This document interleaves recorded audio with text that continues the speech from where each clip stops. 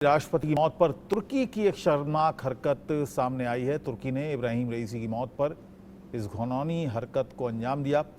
तुर्की की एक drone company की यह शर्मनाक हरकत है। पड़ोसी ईरान के दुख में जश्न मनाया है।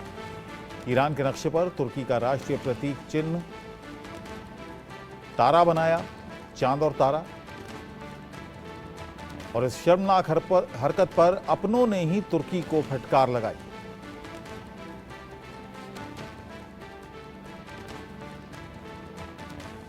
और मेरे सहयोगी शहबाज इस वक्त मेरे साथ न्यूज रूम से बने हुए हैं। क्या पूरा मामला शहबाज है ये? अबुल, देखिए, जिस तरीके से ईरान के राष्ट्रपति का जो एक तरीके से मौत हो गई थी हेलीकॉप्टर हादसे में, उसके बाद से जो है पूरी दुनिया गम के माहौल में। हमने देखा है कि हिंदुस्तान में भी जिस तरीके से यहाँ पर एक दिन का राजकीय शोक जो था वो देखने को मिला था। लेकिन सवाल यहाँ पर यह है कि आखिर ऐसा क्या हुआ कि इस तरह की शर्मनाक हरकत पर तो उतर कर आता है।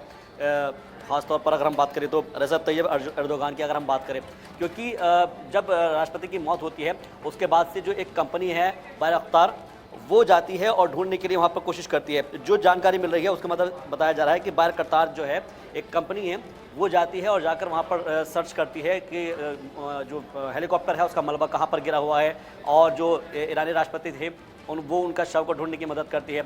जब ये पूरा मिशन कंप्लीट हो जाता है तो उसके बाद जो ड्रोन कंपनी है, वो ड्रोन कंपनी वहाँ पर एक तरीके से सिंबलिज्म टाइप में जो एक पूरा एक आकृति बनाती है, जो कि कह सकते हैं कि चांद तारा बनाया था। और इसी वजह से ये कहा जा रहा है कि वो जो शर्मनाक हरकत है उसको लेकर जो है पूरी दुनिया में जो है उनकी मजम्मत की जा रही है, ख़ासतौर पर तब जबकि इतना बड़ा जो एक वाक़या पेश आया है। और जो ये बताया जा रहा है कि तुर्की के राष्ट्रपति रजब तैयब एर्दोगान है, उनके जो कंपनी है बायरख्तार, इसका अकिंसी ड्रोन है, इन्होंने ईरान की मदद के लिए भेजा था।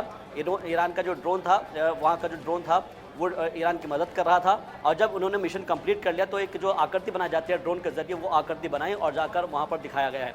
सवाल ये उठता है कि क्या आप बताने की और जताने की कोशिश कर रहे हैं कि आपने मदद की है? अगर आपने मदद की है तो आपको उसको जताना नहीं चाहिए था और ना इस तरह का जश्न मनाना चाहिए था। इसके बाद से सोशल मीडिया पर लगातार उनकी काफ़ी मजम्मत की जा रही है। जो सोशल मीडिया साइट्स है, एक्स है, उसको लेकर उस पर जो है कई तरह के कमेंट्स आ रहे हैं। और कमेंट्स में सीधे तौर पर जो लोग दिख रहे हैं कि आपको जो है किसी की मौत पर इस तरह से जश्न मनाने की ज़रूरत नहीं है। अगर इस तरह का जश्न मनाता है तो वो नाकाबिले बर्दाश्त है। लेकिन सवाल ये है कि क्या टर्की और जो ईरान के रिश्ते हैं वो कितने मजबूत है, कितने कमज़ोर है, वो हमने पिछले दिनों में देखा है कि दोनों की जो आइडियोलॉजी है वो बिल्कुल अलग अलग है।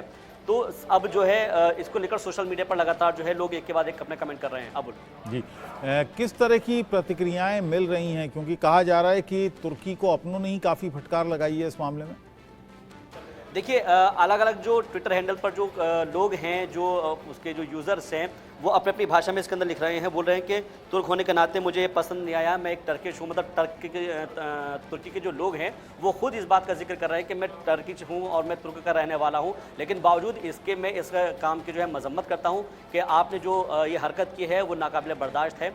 और इसके अलावा एक और जो यूज़र हैं वो भी इसी तरह का अपना वाक़या लिख रहे हैं और वो कह रहे हैं कि ऐसा करने से आप किसी की जो रूह है उसको सुकून नहीं पहुंचेगा, बल्कि उसको शांति नहीं मिलेगी। आप ऐसा करके गलत कर रहे हैं। तो सोशल मीडिया पर एक तरीके से वॉर छिड़ गई है। भले एक तरफ वॉर अलग अलग दुनिया के देशों में छुड़ी हुई हो, लेकिन आप जो है सोशल मीडिया पर भी जो है एक जंग छिड़ गई है और इसको लेकर जो है अपने ही निशाने पर ले रहे हैं। ईरान की तरफ से कोई प्रतिक्रिया आई है?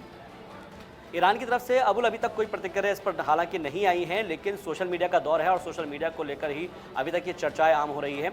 और इसमें सीधे तौर पर जो है ये जो कंपनी है इसको जिम्मेदार ठहराया गया है। जो ड्रोन कंपनी है बायरख्तार, उसको जिम्मेदार ठहराया गया है और कहा गया है कि इस तरह की हरकत उनको नहीं करनी चाहिए थी। चलिए, बहुत बहुत शुक्रिया शहबाज, पूरी जानकारी के लिए आपका धन्यवाद।